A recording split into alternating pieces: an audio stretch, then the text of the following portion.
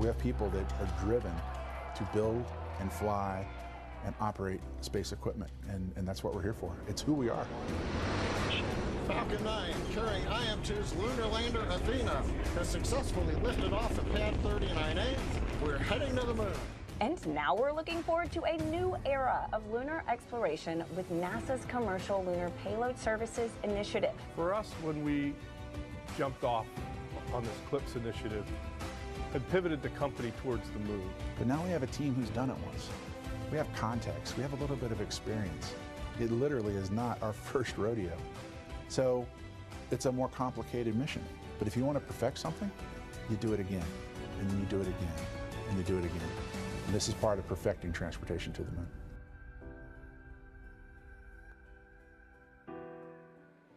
You're taking a live look into Intuitive Machines' Nova Control in Houston, Texas, where flight controllers are preparing for the tense moments of the IM-2 landing sequence.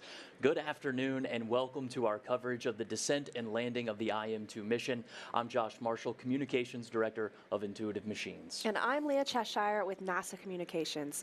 This flight is conducted under contract with NASA's Commercial Lunar Payload Services initiative. With Artemis, we are returning to the moon to conduct groundbreaking scientific discoveries and technological advancements. And just like IM-1, the second mission with Intuitive Machines is helping us get there. As you may know, it's been an exciting week for lunar exploration as another CLPS mission just landed 4 days ago. Today, we are going back to the lunar South Pole with another commercial company. And Leah and I are at Intuitive Machines' facility here in Houston, just down the street from NASA's Johnson Space Center. About 6 hours ago, our lander named Athena completed her descent orbit insertion, or DOI, burn. That main engine firing started lowering Athena's altitude towards the lunar surface in preparation for landing. Their entire team, their families, friends, and stakeholders are all watching about 10 minutes down the road from Mission Control at the Lone Star Flight Museum, waiting for Athena's final engine burn to the surface. Now that DOI, or descent orbit insertion, is complete, Athena is operating autonomously, but flight controllers still have the option to make some adjustments. The lander is expected to coast from 100 kilometers above the surface down to about 10 kilometers, and then she's expected to fire her main engine for powered descent. That's one final engine burn all the way through to touchdown. And Leah, we have made some late changes to PDI's profile to accommodate for some uncertain variability with recent landing measurements. We now expect PDI pitchover to happen about 450 meters above the lunar surface versus the originally planned 400 meters. We're doing this to allow a little extra time for flight controllers to confirm and manually screen altitude measurements before ingesting those measurements into the navigation filter. We do have additional navigation aids on this flight that were not available to us back in our first mission for IM-1.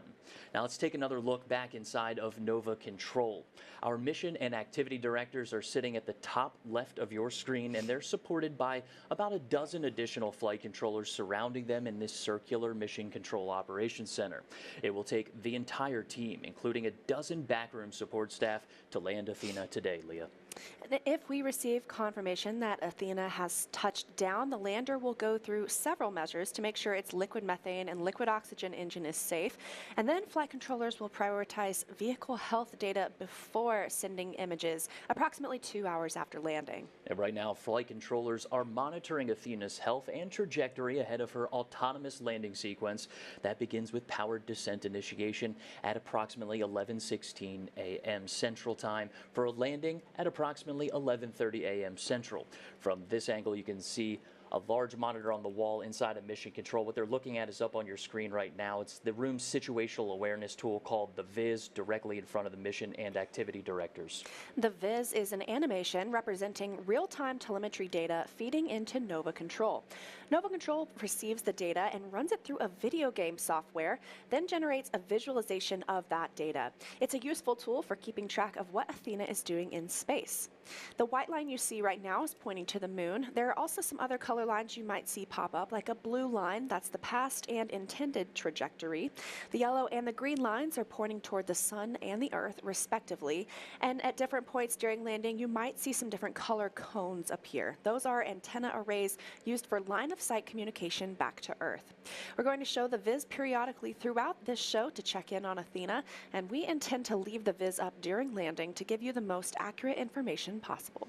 And Leah, let's go ahead and use that tool now. We have a screen off to the side here, and it looks like Athena is about 72 kilometers above the lunar surface, continuing to decrease her altitude over the next hour until firing her engine one more time for landing. Again, that landing time is expected at 11:31 Central Standard Time, 12:31 Eastern. The countdown clock at the top of your screen is counting down to that time, and we expect to remove the countdown clock approximately 2 minutes before the landing opportunity. Now, getting to this moment has been quite the journey, especially over the past 7 days in space since liftoff from Launch Complex 39A at NASA's Kennedy Space Center. Athena lifted off at 7:16 p.m. Eastern Standard Time from atop a SpaceX Falcon 9 rocket on February 26th. Approximately 43 minutes later, Athena entered a translunar orbit, which is a direct shot at the moon. Over the next few days, Athena completed small engine firings to refine her trajectory before flight controllers commanded lunar orbit insertion on March 3rd to place the lander approximately 100 kilometers, or about 62 miles, above the lunar surface. For 3 days in lunar orbit, she has prepared to make her journey down to the lunar surface. The journey to low lunar orbit took firing Athena's liquid methane and liquid oxygen engine 4 times, including one 7.5-minute burn to get into the moon's orbit. Over the last 24 hours, Athena has maintained her trajectory in low lunar orbit, waiting for suitable lighting conditions on the moon's surface to begin her autonomous descent to Mons Mouton, the designated landing site for the IM-2 mission near the south pole of the moon. And we did get to see some of that video, Leah. Rugged, but potentially the future of humanity down there on the South Pole. Yeah, I can't wait to see what we find once we get there. And of course, this mission is called IM-2 for a reason. Just over a year ago, on February 22nd, 2024, Intuitive Machines became the first American commercial company to land on the lunar surface, touching down at the South Pole of the moon in Malapert A. The Nova C-class lunar lander was known as Odysseus. It broke a piece of landing gear as it touched down and tipped over, but still delivered and operated the payloads aboard for their intended duration. Now, due to lighting conditions at the South Pole, lunar landings in that area are limited for how long they can operate. The spacecraft gathered solar power for 7 days prior to shutting down and completing the mission. Our joint coverage today will follow Athena through her descent and landing on the lunar surface, carrying 10 payloads with her, including 3 from NASA. This mission is enabled under a task order with NASA's Commercial Lunar Payload Services Initiative. Here's more on how this project operates under Artemis. Our moon. It seems so close in the night sky, but getting there is really hard. But what if there was a way to change that? Only a few nations have successfully landed on the moon. As NASA sends astronauts back to the lunar surface, this time to stay, we will need to send science and technology instruments ahead of time to lay the foundation for human exploration. To make this happen, NASA is helping establish a commercial lunar economy. For the first time ever, there will be commercial delivery services to the moon. We are enabling American companies to send our payloads to the lunar surface for us. These delivery services will expand our capabilities for exploration, radically increasing the amount of science we can achieve. This high-risk, high-reward initiative will invest in and leverage the entrepreneurial spirit of American innovation to launch a commercial lunar marketplace, advancing technology and exploration for all of us. With this never-before-seen streamlined access to the moon, we will be able to make novel measurements and develop technologies that scientists have long wanted to do on the lunar surface.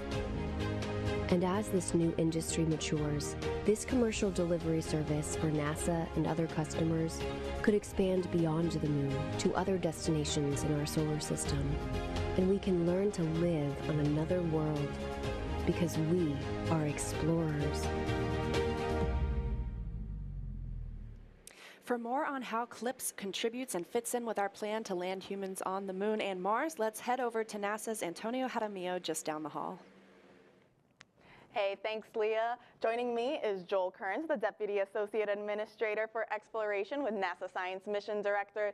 Joel, We're getting ready for our second moon landing in less than a week. I mean, what an exciting time. Well, it certainly is. I mean, we've had the launch of IM-2 on last Wednesday, and then very early Sunday morning, we had the successful landing of Blue Ghost Mission 1 from Firefly. It's really, I'm over the moon at this point. You know, talking now about this specific mission for IM-2, can you tell us why some of the specific science and technology instruments were selected for this mission, and then also for the first mission for Intuitive Machines? So Intuitive Machines' first mission, NASA primarily selected scientific instruments. As a matter of fact, we left it up to Intuitive Machines to pick out which NASA scientific instruments that we had available for the moon they would fly on IM-1. But this mission is really different. It's not just Intuitive Machines' second flight of their Nova C model lunar lander, but this mission is almost focused exclusively on technology development payloads instead of scientific instruments. So the payloads that are on Intuitive Machines 2 will really test out and demonstrate new technologies that will be used in the future by scientists, by people that develop exploration systems, and by people that do operations in space. So it's got a really different character than IM-1. You know, that's really fascinating. I can't wait to discover what we learn once we're on the moon. Now, Joel, can you tell us why is it important that we have these different CLPS contracts with the different commercial providers? Well, you know, for a number of reasons. One is that we, of course, when we buy a service, we want to be able to have competition so that we can get the best service at the best price the fastest we can. But even more than that, by having a number of different companies develop these CLPS service landers, we're able to see the different strengths and the different entrepreneurial ways that they develop new techniques just for their lander, and it gives overall a much better suite of products for the United States to have. Also, one of our goals on CLPS, in addition to carrying science and technology on the moon, is to generate a group of companies in the U.S. that are very good at landing things on the moon, so the U.S. government can buy that service, or other foreign companies or governments could also buy that service from the U.S. You know, Joel, thank you so much for joining us here today. Now we'll send it back to our hostess, to Leah and Josh. Thanks, Antonia. We're following along with Athena's descent toward the lunar surface. I'll glance over at the viz, and it looks like she's continuing to decrease her altitude until powered descent initiation. She's right about 58 kilometers, but we expect PDI in approximately 36 minutes. That's powered descent initiation. That is a main engine firing that takes about 12 minutes. It's designed to slow Athena's speed in preparation for final descent moments before touchdown. The time of ignition for PDI is 11:15 a.m. Central Time, and that's 11 a.m., 15 a.m. p.m., Eastern. The entire landing sequence is autonomous, meaning the lander is in control of every milestone required for a lunar landing opportunity, although flight controllers do have the ability to intervene minutes before touchdown. And completing a soft touchdown on the lunar surface comes with unique challenges because there is no atmosphere.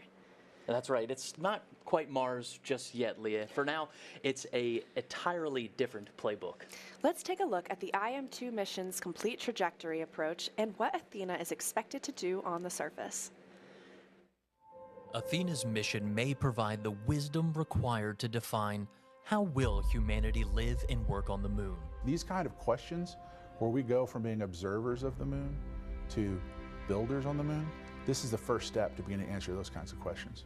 Her route to unlocking the moon's secrets follows the same path as an old friend. Odysseus lunar lander separation confirmed. Small engine firings refine Athena's trajectory before approaching lunar orbit. We have to do what's called a lunar orbit insertion. It's about a 900 meter per second maneuver. It's a big burn. In orbit, Athena checks on her payloads, including Lone Star's data center, and manages extreme heat in the light and frigid cold in darkness. We're just going in orbit, doing the things you do with satellites. This will be very similar to what we do with our orbit and comm relay satellites, starting with IM-3. A short engine firing sends Athena into a lower orbit to prepare for one final 600-second burn maneuver to the surface. And it's a nice ride. The engine provides a steady level of thrust that does pick up a little bit as we deplete fuel, but we control it. Finally, Athena's true mission, delivering technologies, science, and services that may enable humanity to live, work, and explore deeper into the solar system. It's definitely a great feat. But once you're there, you want to expand from that landing spot and go and look at different things. For approximately 10 days, Athena is designed to support NASA's Prime 1 drill suite, deploy a rover, send a rocket-fueled drone into a crater, and connect those spacecraft using Nokia's 4G LTE lunar surface communications system. We have people that are driven to build and fly and operate space equipment, and that's what we're here for. It's who we are.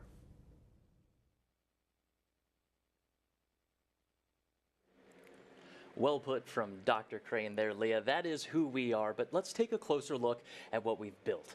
This mission's Nova C-class lunar lander is named Athena. She's carrying 11 payloads, including NASA and commercial instruments to the moon, and including her solar panels, she's just over 15 feet tall. With the landing gear, she's just shy of 15 feet wide, and that's about the length of a standard car parking spot. The lander weighs nearly 1,500 pounds, with the majority of that weight at the base during landing, and it's capable of delivering about 220 pounds of payload to the lunar surface. And we've got a replica of Athena right here. So Josh, can you walk us through a few of the commercial payloads that are on board for this mission? Sure. Pretty convenient placement, right? We consider all of these commercial payloads to be pioneers on these early missions. Underneath the garage here, we have Lunar Outpost Map Rover, right, which is also connected to Nokia's 4G LTE system. That's their lunar surface communications system.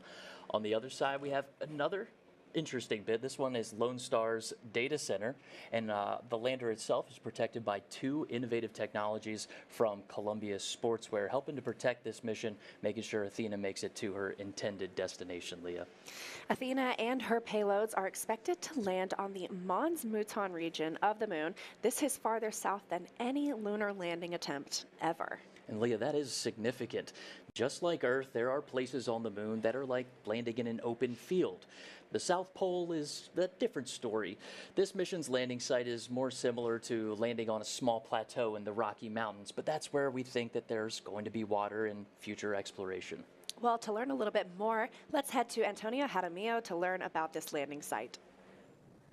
Hey, thanks, Leah. Joining me now is Ben Bussey, Intuitive Machines Chief Scientist. Ben, you know, both IM-1 and IM-2 chose the moon's south pole for its landing locations. Why specifically the South Pole? So the lunar poles are interesting for both scientific and exploration regions. We know because of the moon's tilt that the craters near the pole are permanently shadowed. They never see the sun. So they're extremely cold, and we believe that water and other volatiles could build up inside those craters and in the polar region, and that represents a resource for future robotic and human exploration. And also the poles are sort of lunar incognita in that they've been relatively underexplored. If you think back to the Apollo era of exploration, that was all sort of equatorial, and so there's still a lot to learn about them. Absolutely, and so can you tell us then a little bit then what's different then from both the landing locations of IM-1 and IM-2, even though they're in a similar area? I would say there are more similarities than differences between the two landing sites. The poles are a challenging location in that when you look at the moon, you have sort of the dark regions that you see, which in Latin are the seas and the lakes. They're relatively flat terrain. But we want to explore the poles. The poles are what they call highland terrain, more rugged, low sun angle, which makes them challenging. And so IM-1 landed about 80 degrees south. It's also the location that the NASA with Artemis wants to send crew. So we're gradually working our way towards the poles. We're about twice as close to the pole with IM-2, about 85 degrees south, about 160 kilometers, 100 miles away from the South Pole. And now, you know, you briefly touched on it, but can you discuss some more the challenges of landing in the South Pole? Yes, so I think when the team picks a landing site, there are really three parts to that. The first part, the most important part, is it has to be a safe landing site. The moon doesn't have, doesn't have atmosphere. It has hazards. You can't avoid craters. And so you have to have the capability to avoid them during the final part. You also have to avoid the boulders. So the first step is going to be a safe landing site. The second part is, are you going somewhere where the instruments and the payloads that you're flying, can they achieve the science or the technology goals that they want to do? And that's one of the reasons we've picked the site that we have.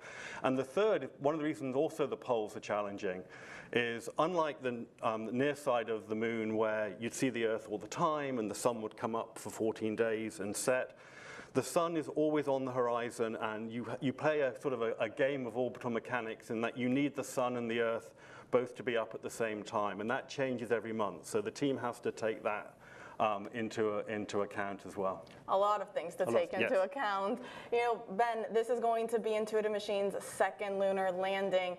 How are you and the team feeling? Oh, I think the best way to phrase it is nervous excited. I mean, obviously the landing is exciting and scary, but we're very excited about what we hope the payloads will achieve. One of the payloads, the Hopper, is like a mini lander that can fly several kilometers. And one of the reasons the Mons Mouton region, it is one of the Artemis regions, one of the potential regions for crew. We're landing close to a small, permanently shadowed 200-meter crater. We've put instruments on the Hopper from Puli Space in Hungary. It's a neutron spectrometer. It'll measure hydrogen. So it'll be the first ever time we've taken a direct hydrogen measurement inside a permanently shadowed crater. Very exciting times ahead. Ben, thank you so much for joining us. Now we'll send it back to Leah and Josh. Thank you, Tony and Ben. As a reminder, Intuitive Machines' lunar lander is taking NASA science and technology demonstrations to the moon under the Commercial Lunar Payload Services Initiative. We call it CLPS. Under CLPS, NASA asks commercial companies like Intuitive Machines to provide lunar delivery services that advance capabilities for science, exploration, or commercial development of the moon. This flight will deliver 3 NASA instruments for CLPS, including a drill suite called Prime 1 and a laser retro reflector array, or LRA. These NASA payloads will focus on demonstrating drilling capabilities, investigating resources below the lunar surface, and analyzing surface and subsurface volatiles. As we continue to descend toward the lunar surface, let's take a closer look at these NASA instruments. First is Prime 1, or the Polar Resources Ice Mining Experiment 1. Prime 1 is a collection of 2 instruments that complement each other's work: the Trident Drill, which stands for the Regolith and Ice Drill for exploring new terrain, and M-SOLO, which stands for Mass Spectrometer for observing lunar operations. The Trident Drill will extract lunar soil, also known as regolith, up to 1 meter or approximately 3 feet below the surface. M-SOLO, the mass spectrometer, is designed to analyze the composition of that sample for water and other components. In addition, M-SOLO will measure the composition of gases released near the drill activity. This technology instrument will help demonstrate drilling capabilities that will help scientists understand the on-site or in-situ resources that already exist on the moon. NASA's next payload is the Laser Retro Reflector Array, or LRA. It's a collection of 8 retro reflectors similar to the reflectors on your bike that enable precision laser ranging, which is a measurement of the distance between orbiting or landing spacecraft to that reflector that we have on Athena. LRA is mounted on Athena's top deck, so when a laser hits it, it reflects light back to the orbiting spacecraft. And LRA is a non-powered or passive instrument that's intended to function as a permanent location marker for decades on the moon. Another common theme you'll find among the NASA payloads on IM-2 is helping to demonstrate technologies and our understanding of that lunar landscape that could very well improve operations for landing on the moon in the future. The technology on IM-2 will provide valuable data to help us better understand the moon's surface and allow us to gather insights that will shape the future of lunar resource utilization. And Leah, using CLPS as a springboard, Intuitive Machines really based that innovation off of that. We designed and developed a complete lunar program to help support CLPS and carry out an essential directive underneath that initiative that calls for the commercial development of the moon.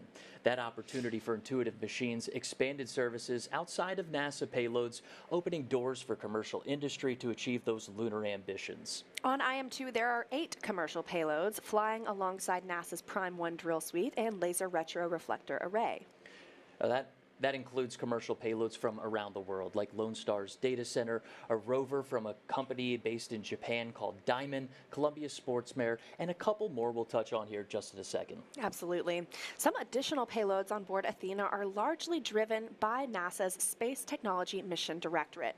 These are NASA-sponsored experiments, but developed by private companies. These are also called tipping point awards. These tipping point initiatives are valuable to the lunar economy as we move toward returning to the moon. And as part of NASA's Tipping Point initiative, Intuitive Machines developed its Micronova hopper. We call her Grace, and she's a rocket-fueled drone designed to hop across the lunar surface and into a crater, a place humans and rovers are unable to access. After Athena touches down, Grace is designed to fire her 3 hydrazine engines to lift off from the lander, making her initial landing not too far from Athena. And over the next several days, Grace is expected to make 4 hops, and the 4th hop, Leah, into a crater called Crater H. We intend to rename that crater perhaps with a little bit more personality. Can't wait to see what you come up with.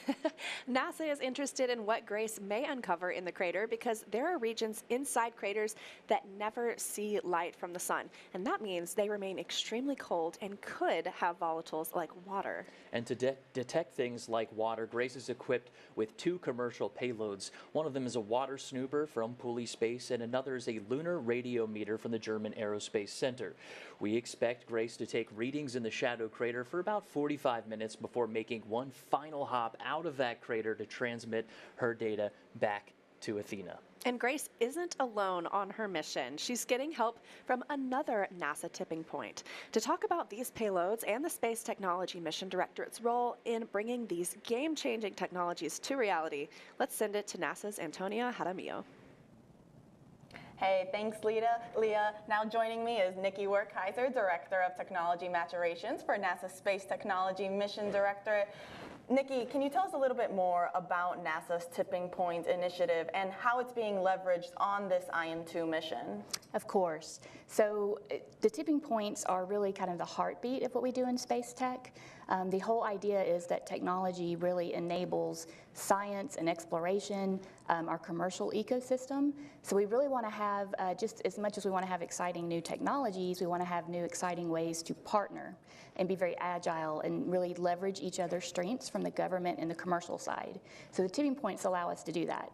So with the tipping points, industry, the companies that we're working with, put contributions in. They have internal research funds and development, and then the government puts money in. So we're true partners in creating these capabilities.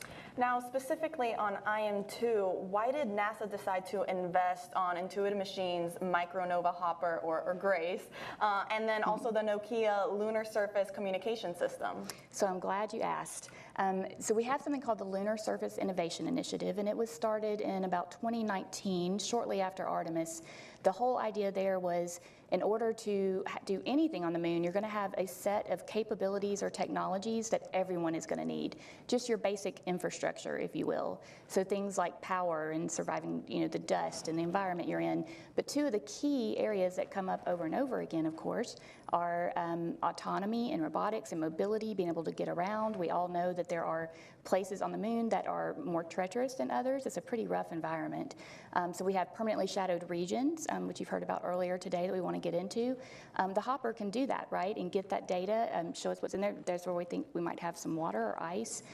For the communications, that's a no-brainer, right? Every time I talk to, whether it's a 2nd grade class or my grandmother, then they would, when we have our cell phones, when am I going to have my phone on the moon? You have to be able to communicate. Whether you're in your rover and traversing, whether you're in your suit or in your habitat, you have to have a way to be able to communicate. So it's very important that we get this communications established. And aside from making sure we have communications on the moon, I guess, how does NASA determine what other technologies are important to demonstrate on the lunar surface? Right. So this has been a lot of fun because what we really do is look at the larger, I'm going to say, ecosystem of both what NASA wants to do from an architecture perspective, but also from establishing a commercial ecosystem on the moon. So there are certain capabilities that you're going to need, those infrastructure items, if you will. So when you think about living and working somewhere like the moon. I don't know about y'all, but if I go to Walmart, if I go to Florida, I'll have to stop at Walmart and buy my flip-flops, right? You have to prepare for a lot of different things that could happen.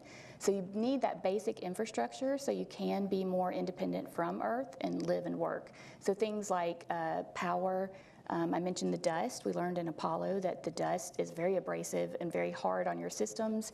So we have active, passive, and operational ways to control that. You notice I say dust mitigation, not solutions, because you have to mitigate it. Being able to rove around, being able to have communications, in situ resource utilization, which Prime will be looking at, on how we can use the natural resources where we are instead of being totally Earth dependent. So doing those studies, understanding kind of infrastructure that everyone is going to need is how we pick and prioritize. So definitely a lot of important technologies. Yes. Nikki, thank you so much for joining us and speaking with us today. Now we'll send it back to Leah and Josh. Thanks, Tony and Nikki. Here's a deeper look into how the Nokia tipping point will work and the benefits for future missions. On Earth, a cellular network has many components: base stations, radio units, and a core network that manages the connection between users and the network. Nokia's technology miniaturizes and integrates all of these components into a single network in a box. This is Nokia Bell Labs Network in a Box that you can hold in your hands. It contains every single component that make up a 4G LTE network. Scaled down to this size, weight, and power, we could install it onto the Intuitive Machines Nova Sea lander, along with specially designed antennas. Every gram that we send to the moon matters. While compact, the system also has many redundancies and fail-safes, allowing it to recover and heal itself. We also overhaul the system software to minimize the impact of ionizing radiation that would normally cause sensitive electronics to malfunction. The network links directly to devices in both the Lunar Outpost Map Rover and Intuitive Machines Micro Nova Hopper. For the mission to succeed, this network must be fully autonomous. It must deploy and configure itself once on the lunar surface. As the lunar rover goes about conducting experiments, and the hopper goes deep within a crater, the network must also constantly make adjustments to ensure it maintains connectivity. This is an uncrewed mission. There will be no human technician to tweak or repair the network if something goes wrong. Achieving that level of autonomy was a monumental task to undertake. Working with NASA's Space Technology Mission Directorate, Nokia plans to test the first cellular network on the moon. Success will have implications far beyond this important mission. In addition to the NASA payloads and tipping point initiatives, Lunar Outpost has another mission objective. Not only will the Lunar Outpost carry the Nokia tipping point demonstration, it will also collect lunar regolith, also known as lunar soil. Lunar Outpost and iSpace have contracts through NASA's Space Operations Mission Directorate for regolith collection. When completed, the companies will provide imagery and location data of the collected material and transfer ownership to NASA. Now, the purpose of this effort is to show that transfer of ownership from private to public. Lunar Outpost Map Rover will be on IM-2. This rover will also carry the Nokia tipping point demo we just mentioned and traverse the moon. And the company's lunar surface communications system that's from Nokia will demonstrate proximity communications between Athena, Lunar Outpost rover, and the hopper. The Lunar Outpost Map rover aboard the IM-2 mission will also carry a technology from the MIT Media Lab Space Exploration Initiative called Astro-Ant, which was tested through STMD's Flight Opportunities program. To change the pace of space, the Science Technology Mission Directorate's Flight Opportunities program works with industry flight providers to rapidly demonstrate promising technologies in reduced gravity and other relevant environments. And Leah, we're just about 12 minutes from Athena starting her final approach to the lunar surface, and things are moving forward as going into a tense 11-minute main engine firing towards the lunar surface. And to this point, Athena has traveled over 700,000 kilometers up on the Viz over 8 days for this final very risky maneuver. Yeah, risky is right. It's no secret that landing on the moon is challenging. Countries around the world have attempted this incredible feat, with some being successful and some not. Of course, the United States has landed on the moon many times, most notably during the Apollo program. But today we're looking for the third landing by a U.S. commercial company enabled under NASA's CLPS initiative. Ahead of these important milestones, let's discuss the challenges of landing on the moon through CLPS. Take a look. Landing on the moon is hard. We're going back. Under this Artemis program, we're going to be sending humans to the moon for the first time since Apollo. So ahead of humans, we want to get up as much science exploration and technology experiments as possible. So CLPS starts facilitating a lot of the early science, the things we want to learn before we even send humans. CLPS stands for Commercial Lunar Payload Services, CLPS. The services part is the key element. Ordinarily, when NASA delivers a payload to the surface of the moon, they do it with a commercial partner, but NASA controls the building of the vehicle. Now, we're buying the service of delivery of our lunar payloads to the surface of the moon. It is a delivery service, akin to a delivery service that you'd have here on Earth. NASA will provide payloads to a commercial company. They decide how to get it to the moon. They have to develop their own lander, but they also have to manage the entire end-to-end mission. It's meant to provide affordable, rapid, frequent access to the lunar surface through American companies. We're funding different companies. We have commercial companies that are competing to win task orders to deliver our payloads to the surface of the moon. One of the goals when we started CLPS was to help establish a lunar economy. Somebody has to do it first, and then it becomes commercially available. Then they're able to crank them up. Then they're able to make it more affordable. And so the lunar surface is just the next frontier for a commercial environment. But we had to acknowledge up front, all the way through the highest levels of the agency leadership, that some of them will fail. These missions may not be as successful as a traditional NASA mission. We have accepted the risk that going through this innovative approach with these commercial companies, that there could be some failures. Some of them are new companies. None of them have ever successfully landed on the surface of the moon. So they're going to learn lessons. We need to give our vendors the opportunity to learn. And so that'll help ultimately buy down our risk as these companies learn, okay, what does it take to actually build up the lunar lander, integrate payloads, get to the lunar surface and land safely? They've been able to demonstrate that they have very, very good technical depth and the ability to design and execute missions. We're willing to take more shots on goal. And we aren't risking human lives. And in the big picture, if we're flying missions at 1/10 of the cost of a NASA mission, and we fail 2 of them, we still get 8 missions for that same price. Even with 1 or 2 or 3 failures, this is still a very economical proposition. It's a risk posture which is more risk tolerant than NASA is accustomed to. There's not a single one of these companies that's willing to bet their mission on a coin toss. Every one of them is doing what they can in order to have the most successful mission possible. But the important thing to realize is that risk tolerant does not mean risky. And the rewards are a long-term ability to get payloads to the moon inexpensively, frequently, and rapidly. We want science, so we can then put more of our resources on even more science, exploration, and technology payloads and get more of a return on investment when we get to the moon. CLPS provides tremendous benefit across the scientific and economic communities. So there's a lot we'd like to learn about the moon to help human habitation and prepare us for missions to Mars and beyond. So the moon is the first step. We are coming up on just about 22 minutes from Athena's planned lunar landing attempt. Let's take a live look into Nova Control. Josh, can you tell us what's going on right now inside your Mission Control Center? Well, flight controllers are all monitoring Athena's flight data in near real time. That means Athena is sending data from nearly 250,000 miles away to ground stations contracted by Intuitive Machines across the globe and into Nova Control. The mission director and landing system experts are looking at a screen called the Deorbit Descent and Landing, or DDL screen. It's used primarily while Athena orbits the moon through to landing. That same data flow is being interpreted through a video game engine to create what we call the viz that you see on your screen right now. Well, we have made some improvements to increase the fidelity and reliability of the viz. We expect to keep it up for you during the landing, although the last few seconds may be an estimation of what's happening, as Athena may lose communications contact, particularly when she pitches over right before vertical descent. Right now, looking at the viz, it shows Athena approximately 15 kilometers above the lunar surface, so we're getting close. Now, when the lander makes it down to about 10 kilometers, we expect Athena Athena to continuously fire her main engine, throttling down until softly landing on the lunar surface. And Leah, that final burn is called Powered Descent Initiation, or PDI. Athena must slow down by about 1,800 meters per second, which doesn't mean too much until we typed it into Google. That's about 4,000 miles per hour.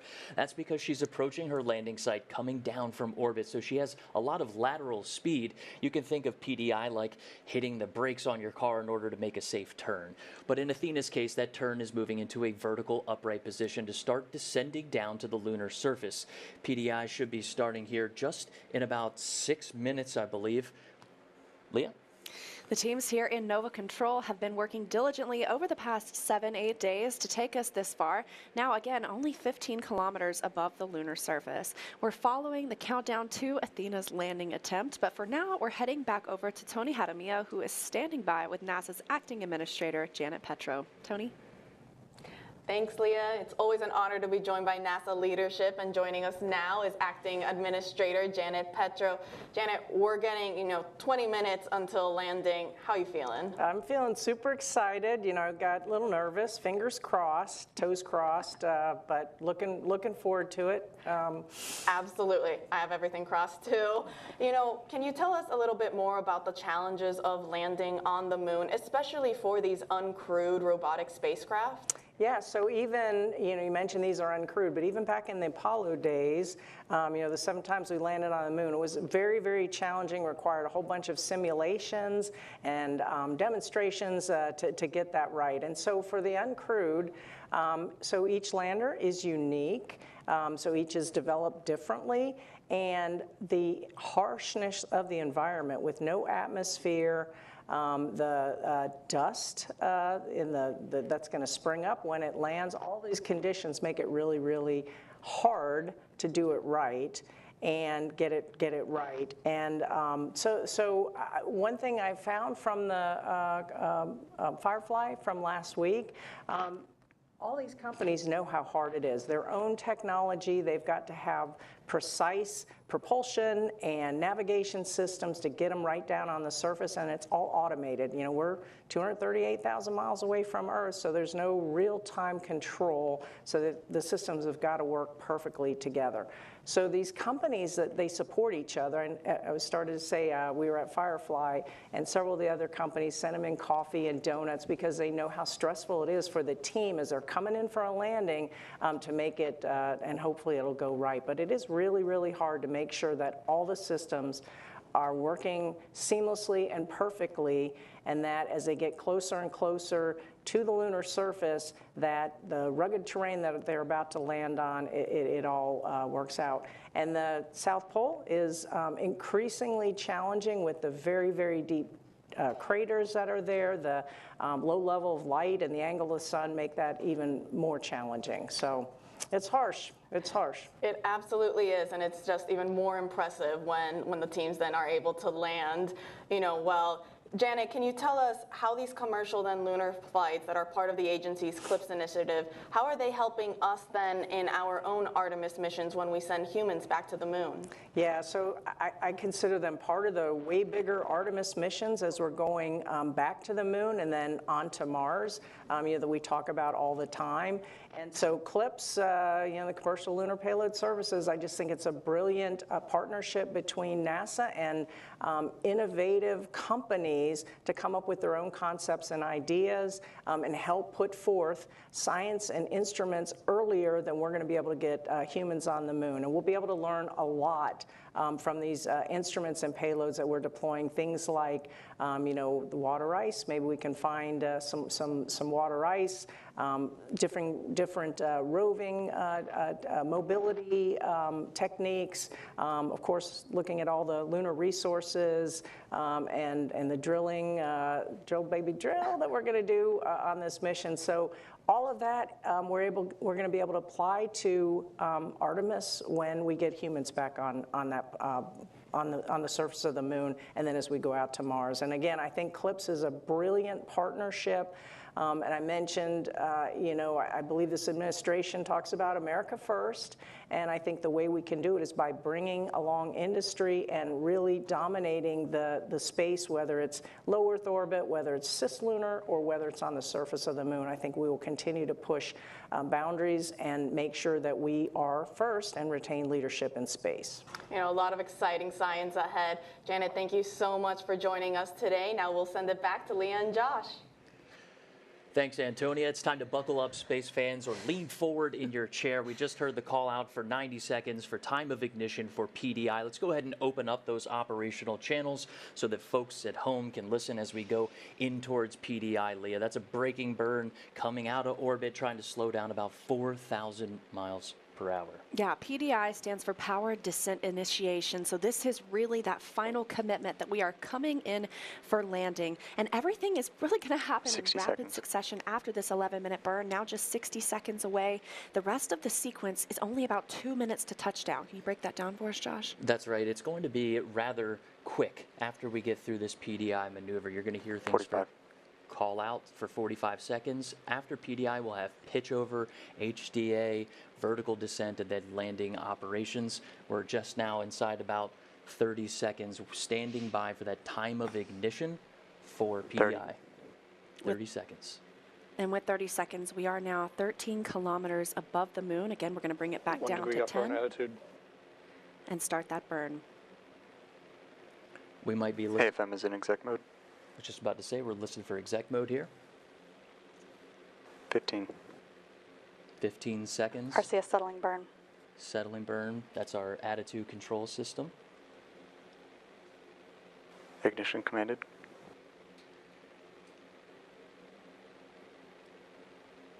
Ignition and main stage. All right, let's go ahead and start our stopwatches here. Cameras are running. We'll be listening for that max thrust. AFM mode is breaking 1. Chamber pressures look nominal. Good calls. They're not going in at 100% here, Leah. They're going in about 90% in case they need a little bit more oomph on this braking burn. Again, this is about good control. About an 11-minute burn, but the engine does not cut off at the end of this burn. It just continues to throttle down until we land softly on the lunar surface. And we're listening in to hear some good confirmations of data. If you hear good confirmation of data, that means that that data is making its way to the viz, what you're watching right now on your screen. We do expect to lose some of those communications, especially during that pitch over maneuver at the end of PDI. That's when the lander will be changing its attitude and maybe those antennas aren't pointed directly back to Earth. It's something we expect, something we plan for. But one thing that's unique to the lunar south pole is what's called multipath, and that's when you have radio waves reaching their intended destination back at Earth after they're taking a different route, maybe bouncing off a crater or a ridge. So we do expect less than optimal radio signals on the surface, but that's something we have to plan for, and it's something that's reflected inside the viz here. So if the viz does lose communications, it's going to continue moving in its last estimated vector. So folks at home, you might be seeing the lander touch down on the surface, but the ultimate call of confirmation and what is happening is going to come from that mission director seat. You see it in the small box on the bottom right hand of your screen. That's Dr. Tim Crane in the mission director seat today. Coming up on 1 minute and 45 seconds since the start of the burn. Again, an 11-minute burn using the main engine aboard Athena. And if you're watching the viz and it looks like Athena is traveling parallel essentially to the lunar surface, that's because it is. This is a braking burn. Confirmation 2 minutes in, and a better picture on the viz that shows just chamber pressure still nominal. Continuing to get good calls, but the next step will be pitch over. So during that pitch over time frame, Athena will begin to upright itself and prepare to descend down to the lunar surface and also activate HDA, or hazard detection and avoidance. Can you break that down for us too?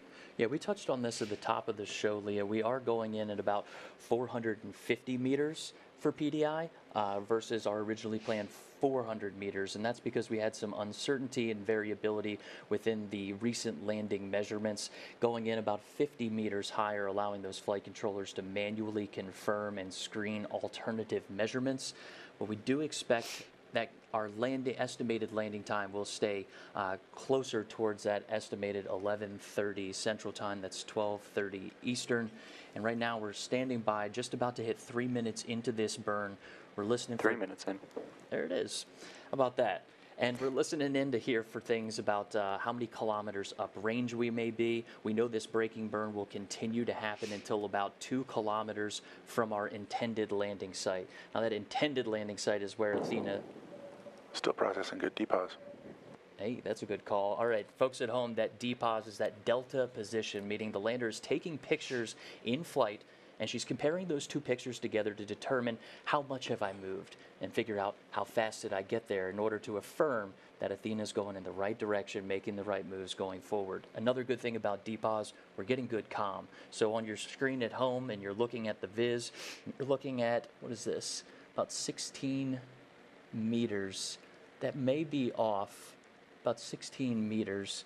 We'll stand by for a call out to confirm maybe altitude as well as distance to the landing site.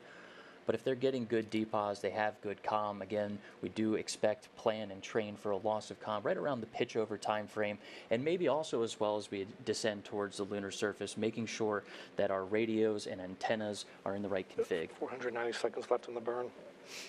490 seconds left in the burn. That's code for, we've been burning for about 4 minutes, Leah.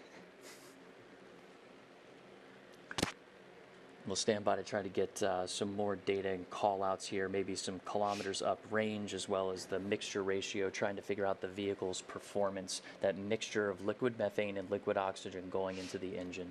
Let's take a second and listen in to flight controllers here. GNC 174 acknowledged. It's a different mode inside of the guidance, navigation, and control software called out from Michaela Landivar, if I'm not Chamber mistaken. pressures and temperatures still nominal. Nominal temperatures. This 450 seconds left in the braking. 450 seconds left in a braking. 5 minutes in. Code for 5 minutes in. Again, this is a braking burn, the powered descent initiation, really committing us to our final descent. Earlier this morning, we had the DOI, or the descent orbit insertion, which got us out of lunar orbit itself. And since then, Athena has been completely autonomous. So Josh, is there anything right now that flight controllers can still command on the spacecraft? That's a good point. I mean, there is an autonomous process that is bringing Athena from descent orbit insertion, triggering powered descent initiation, and then through to the lunar surface. Flight controllers do have a few options to manually intervene. We talked about allowing a little bit of extra time with that additional 50 meters for 400 PDI. seconds left in braking. 400 seconds left in braking. We're almost up on 6 minutes inside of this burn. But that extra 50 meters is allowing flight controllers to manually confirm and screen alternative measurements, as we did have a little bit of uncertainty and variability with recent landing measurements. By my count, we're just crossing about 6 minutes, Leah. That means we're GNC 175 acknowledged. Another guidance, navigation, and control mode call out there. We are over halfway into this 11-minute burn using the main engine on Athena. AFM is in braking 2. Braking 2, progressing through that PDI count, Leah. 350 seconds left in braking. 350 seconds left in braking, just crossing over the 6.5-minute mark since PDI, powered descent initiation. This is one continuous burn from PDI all the way down to the surface. VFM mode is depause only. All right, we're still processing delta position. Those are camera measurements the lander is looking at and making decisions. One of those decisions will be using hazard detection to fly to an intended landing region and then autonomously make those decisions of a safe site, whether that's safe from boulders or steep slopes. We'll hear those call-outs after we pitch over. You'll hear HDA, and that's what we're listening for to figure out where those hazards are and choose a new landing site. Now over 7 minutes into the burn, this braking burn, 300 seconds left in braking. specifically 300 seconds left, this braking burn. Engine is still healthy. And great confirmation about the engine itself. That engine is bringing GNC us... 176 acknowledged. Engine is bringing us from about 4,000 miles per hour to eventually a soft about 1 meter per second, or about 3 feet per second landing. And I'm catching a little jitters watching the viz here, so I think folks at home will be seeing the same thing. Remember, this is data being streamed down from a lander that's braking about 4,000 miles per hour, trying to feed that data back 250,000 miles away. Tell is EBNO at 5 dB. Just to enjoy a little view. 8 minutes elapsed. Camera's now in breaking 2 mode.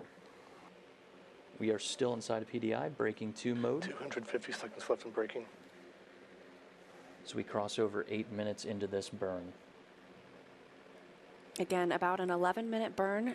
We don't expect the engine to reach full 100% thrust. It's really a throttled approach.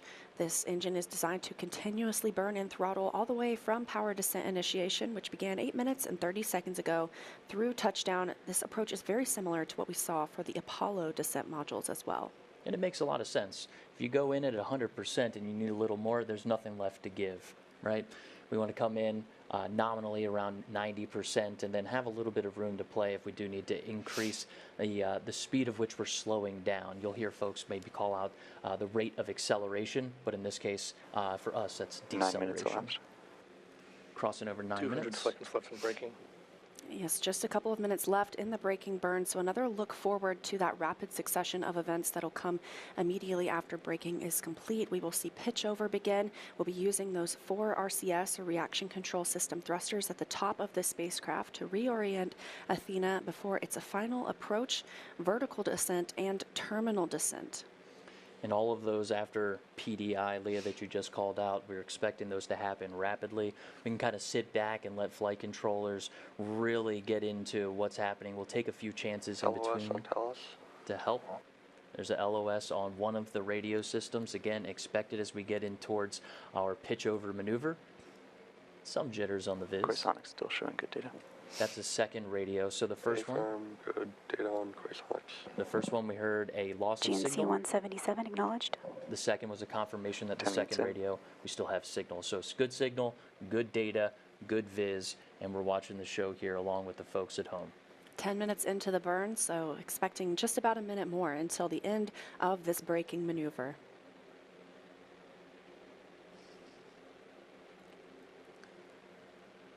We expect and plan for pitch over just about 2 kilometers away from the intended landing site.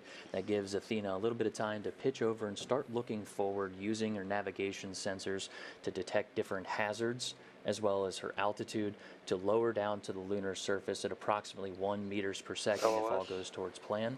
There's LOS as we approach our pitch over.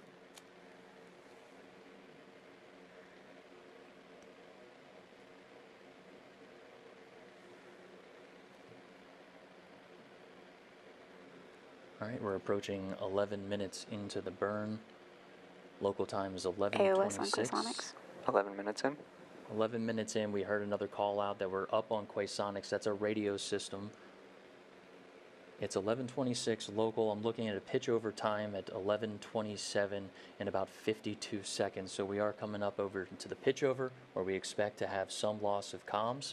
Earlier we talked about multipath. That is very unique to the lunar South Pole, where our radio signals are using multiple ways to get to the same destination, whether that's from bouncing off the harsh terrain or some different polarity issues down there on the South Pole. We expect to have a weaker than normal signal, but we still want to make sure we get that confirmation, Leah. As part of that confirmation, we're going to safe the vehicle, figure out the status there, and then start working on pictures after everything's safe. Maybe around 2 hours after landing, we can cherish that photo. LOS on Quasonics. There's that loss of signal on one of the radio systems. We approach 12 minutes into PDI. Again, the engine will continue to fire, albeit it will continue throttling down as we approach the lunar surface. And a reminder, the viz is a simulation based on flight data, but if we do lose contact with the lander, which can be expected based on the conditions at the lunar South Pole, we will continue to see projected data on this visualization. And we're approaching G as in ground to 2 minutes. We expect to drop this clock here in 2 minutes and take all of our commands from inside of Nova Control. The bottom right hand of your screen, that's Dr. Tim Crane, our co-founder and Chief Growth Officer, also sitting in as Mission Director for landing this IM-2 mission. Standing by for the latest information. Let's wait one.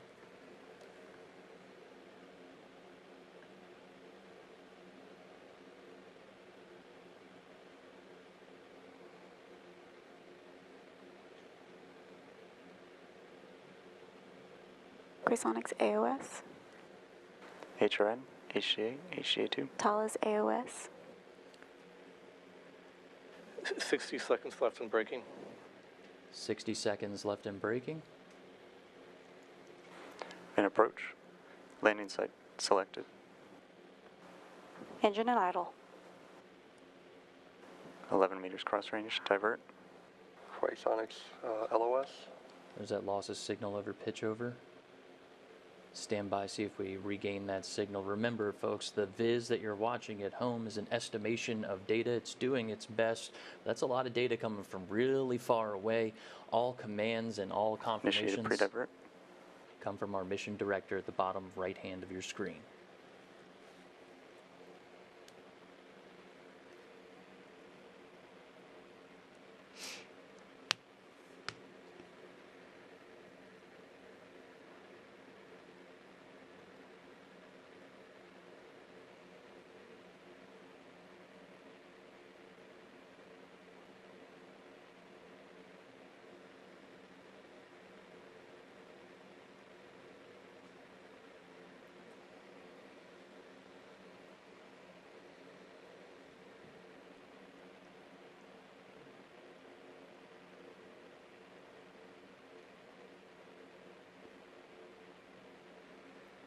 Again, we are standing by, monitoring the viz just as you are at home, along with Nova Control.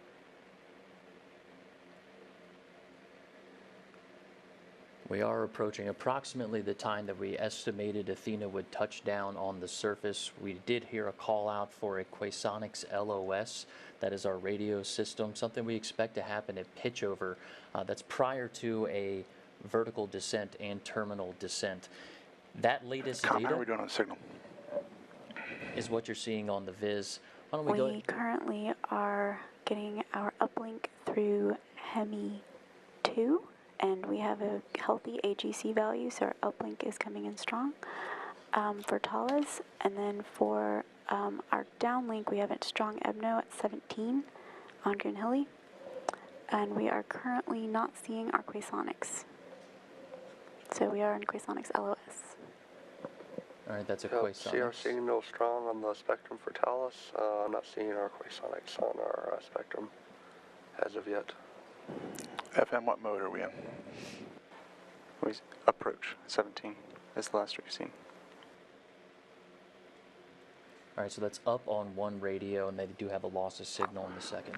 Fido, I'm looking at the SenseXL. Do you see the SenseXL reading? Let me look. That's the mission director detecting see if I the am lander. seeing SenseXL 1G. So that was the mission director, Tim Crane, trying to figure out what is the vehicle sensing.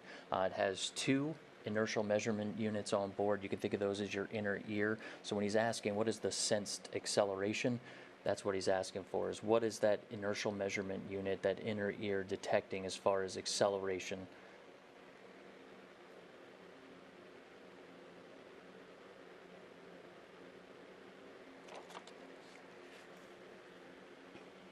Again, as we've mentioned,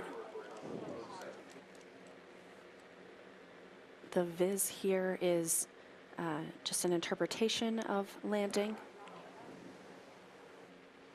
Yeah, let's go ahead and stay on Nova Control. Looks like the viz is hovering. We can't. Prop, what are you seeing on the engine? The engine is still in idle at min thrust. We are still seeing chamber pressure.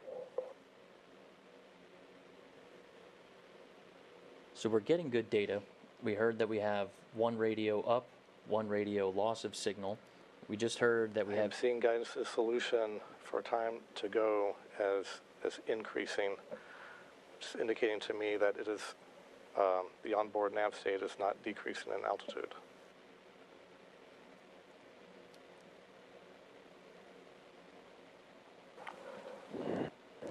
The good news, the HRN laser is now ready to fire.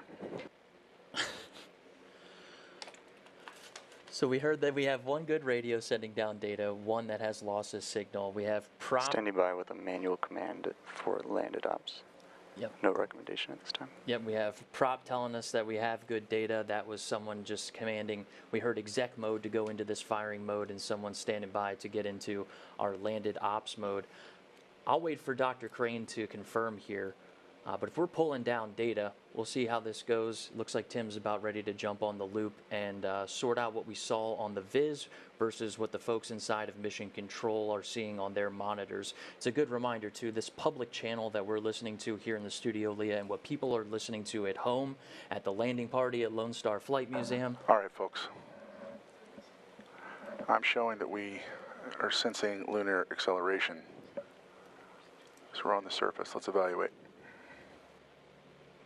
All right, let's continue to evaluate. I hear we do have a picture from a portion of the descent. Is that right over there? All right, so that's a picture during braking, about 10 kilometers up from the lunar surface that we do have while we wait for a little more information. We can confirm the engine is still running and therefore needs to be upright. If we were in a different configuration, the engine would have snuffed. Okay, so we have confirmation, I believe that was from Khan, that says the engine's still running. This picture you're looking at, the 10 kilometers up during that braking burn, that powered descent initiation, that long burn that brought us 4,000 miles per hour braking burn. Incredible shot. Yeah, that's what I'm saying as well.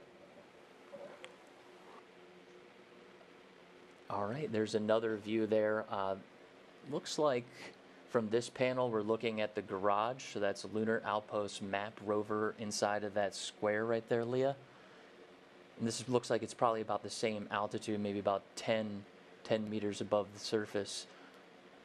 And one more here for everyone. It's about the same altitude there, maybe a little bit more exposure, but these... Camera's still running in HRN mode. These photos came down for us just a few moments ago. Wanted to share those before we jump back into Mission Control as flight controllers are looking at this dynamic situation and learning. Yeah, go ahead and put us in landed ops. It looks like we're down. We need to evaluate that situation, and I'd like to get a picture. As they say, picture it didn't happen. LOS. So Dr. Crane's onto it right there. A couple things here, Leah. FM 3402 was acknowledged. AOS on Thales.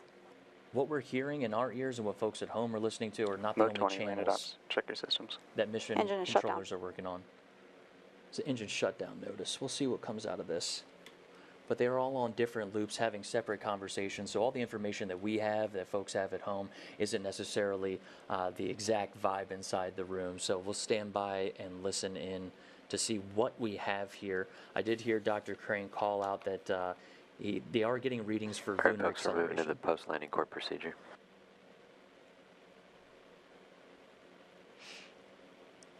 All right, Spark, I'm going to start shutting some stuff off as soon as we can. Copy. Can you meet me on my loop, please? Feed lines are inerting. All right, so if we have enough data to be inerting feed lines, that means the engine's no longer running, and it's a state to bleed off that extra pressure. This is part of that safing bit that we talked about earlier, Leah.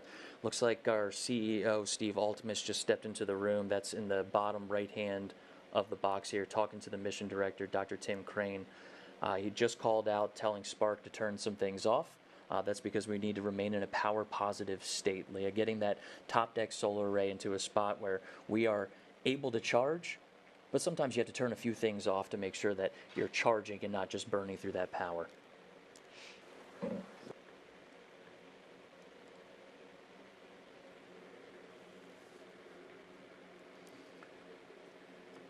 All right, by my countdown clock, it's been about 22 minutes since we started that PDI, Leah. And again, we were anticipating landing at about 11:31 a.m. Central Time, 12:31 p.m. Eastern Time. It can get tricky with communications on the lander when you're in a... Prop, do we have insight to tank pressure if we turn off the Mogies and the Iggies? We would, yeah. All right, that's code for the... If you turn off Mogies, then we cannot inert or vent the tanks. Yeah. We can bring them back up though, right? Yes. How are my pressures? They're low at this time. Okay, turn off the Mogies and the Iggies. Could we turn everything off except the vent valves? Yes. That would be everything except MV103 and MV303. All right, all this activity is regarding the lander's propulsion system. They're going through deciding on how to vent it. We heard two things there, Leah. We heard MOGIs and IGGIs. That's our motor engine gimbal system, right? And our IGGI is our igniter.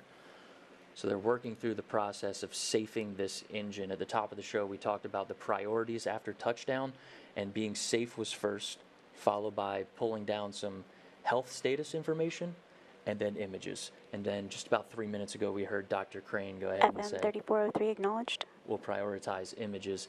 It's just about 9 minutes after the expected landing. So let's hang tight and continue to watch this problem and challenges unfold inside of mission control. Each one going through, finding this challenge, each one getting solved here. It sounds like they're still working through venting the engine system.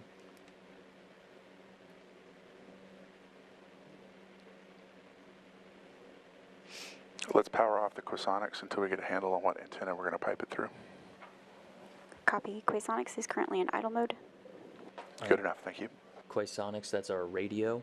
There's two radio systems on the lander. It sounds like when we talk about that vehicle health status, we heard some things for prop. Vehicle health status includes being in a power positive state. Spark 636 acknowledged. So we are communicating, commanding the lander, and getting acknowledgments back that the lander is behaving as expected. So putting those things together while we wait for confirmation from Dr. Crane. We have an engine that is shut down. We are venting the engine. Spark 637 acknowledged. We are getting acknowledged commands from the lander. Standing by for confirmation from Dr. Crane. And just a recap of some of the timelines so far today, we had power descent initiation start about 25 minutes ago. FM3406 acknowledged.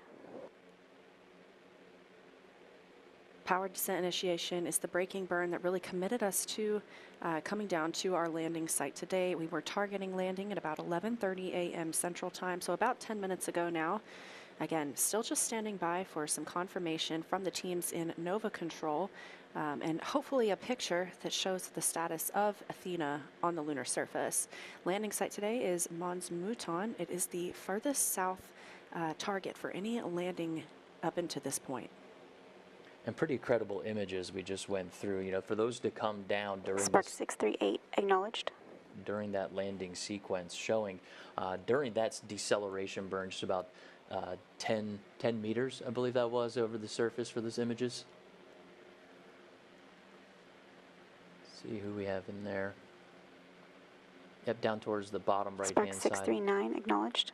Of your screen, we keep hearing those acknowledgments of the vehicle receiving our commands as we stand by for the real deciding factor here. Never a dull moment, Leah. We did hear that they were going into Spark 640 acknowledged. Commanded landed ops. So can you walk us through some of what that means? I know that includes safing the engine as well. Right, so there's different modes that we need to command, right? At the beginning of PDI, we hear the command for exec mode, all right? Spark 641 acknowledged. That's executing the burn maneuver, right? When we switch over into landed ops, it's a different setting on the lander in order for us to go through those steps, safing the vehicle first and foremost, that liquid methane, liquid oxygen engine. Yep, bring it down. Also, FM, I'd like a recommendation on whether or not we keep Talos 1 up or if we bring it down. It's going to be a decision on up and down for radios based on bring it down for now. We're taking the same pictures. I would not recommend powering down Talos.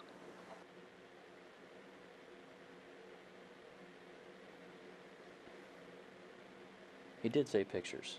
He did say pictures, yes. So hoping to see the status of Athena on the lunar surface soon. We were initially expecting pictures would take a couple of hours to come down as the flight teams prioritized downloading data and safing the vehicle, but this will help us better understand the configuration of the lander. Spark 642 acknowledged. Every time we hear Michaela come on the tunes Order, there, can you zoom in on this view?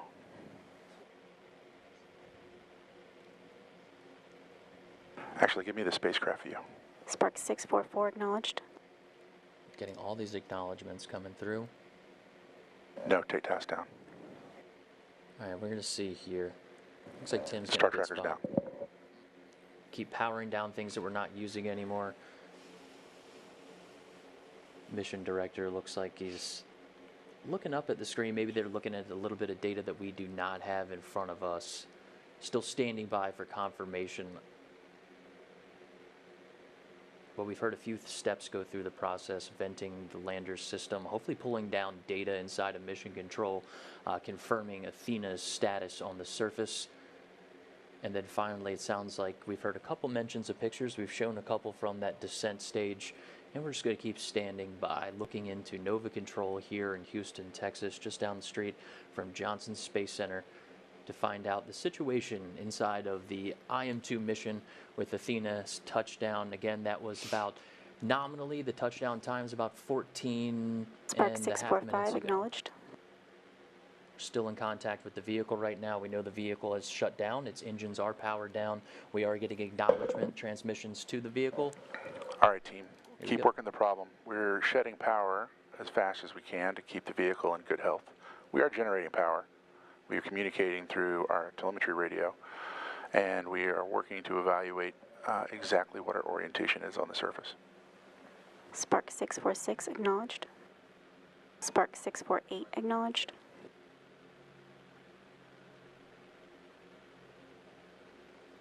So good confirmations there, right?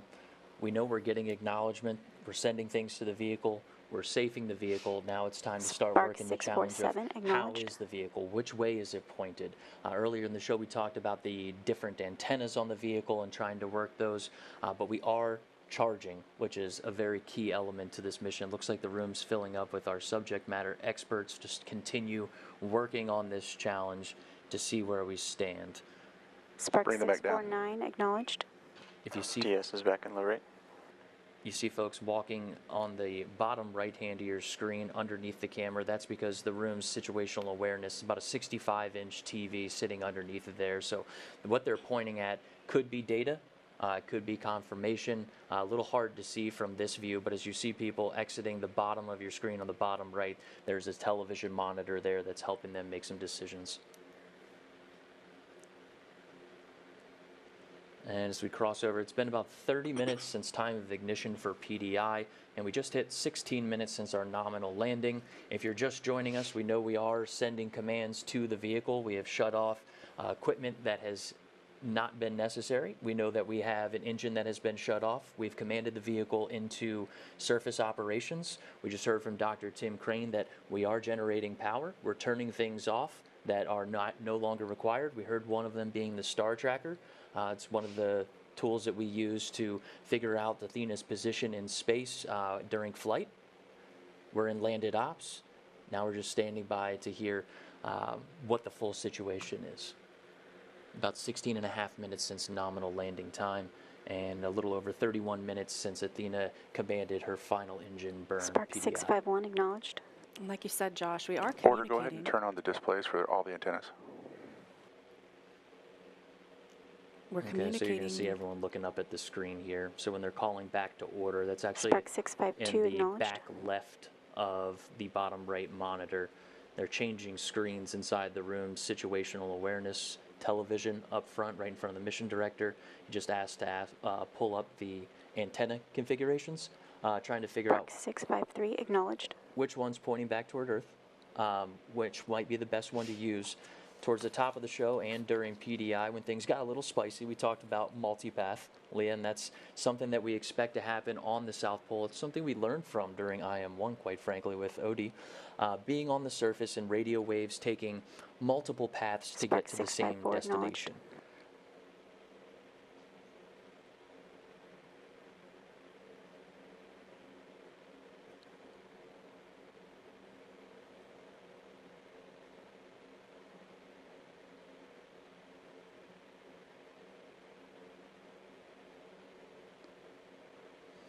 Multipath exists down on the lunar surface just because there are so many different ways. So during IM-1, we were sending out signals that were bouncing off the surface, bouncing off of craters, and making their way back to Earth. We took I think it was a Saturday and a Sunday to learn a little bit more about the multipath situation. You mentioned, Leah, Odysseus ended up breaking a leg and then laying down gently on the surface, but that communications does create a problem between multipath and learning about those things. Inside of Intuitive Machines' lunar data network, It's comprised of ground stations all over the globe. The All right, largest Spark, one of that's them good being work so far. What else we got? the largest ones down in Australia. That is the Parkes Observatory. They call her Miri Yang down there, but that really is what helped us pick up those weak radio signals for IM-1. That's not the dish we're on right now, but it seems like we do have a great connection from the vehicle. I believe that dish we're using right now is GHY6 in Goonhilly, but I don't have that confirmation right in front of me. AD, this is Prop. Can you confirm what is getting powered down? Everything we can right now, Prop. Copy. They're powering down these systems aboard the lander because it does take quite a bit of energy to land, but we did hear good confirmation that we are also generating power.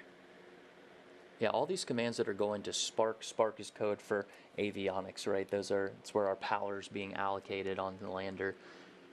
And we've heard a lot of confirmations of things being turned off. We heard Dr. Crane say we are generating solar power. At last check, we heard Mission Director call out to look at the antenna configuration on the room's situational awareness model screen, and we're still standing by to see where this is going to go.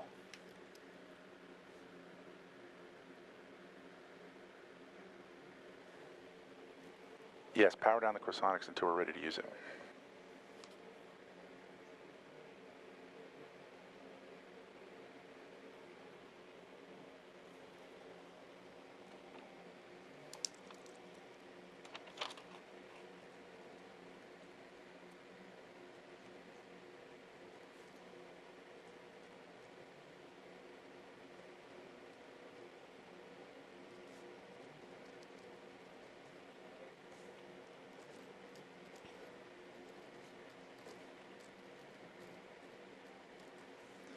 It's about 20 minutes now since our intended landing time today. Again, we were expecting that around 11:30 a.m. Central.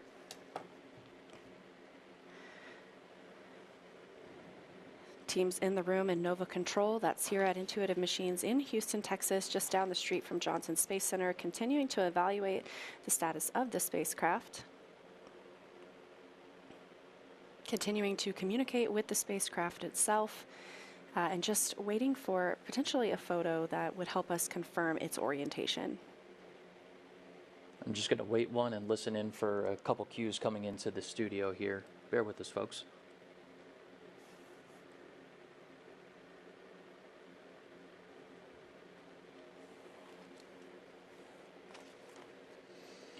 Thanks again, folks, for joining us for the IM-2 mission's landing coverage. I want to go over a few things we do have coming into the studio, into our ear, that we can confirm while the folks are working inside of Mission Control on their own challenges, but a couple things that we do have that we can confirm.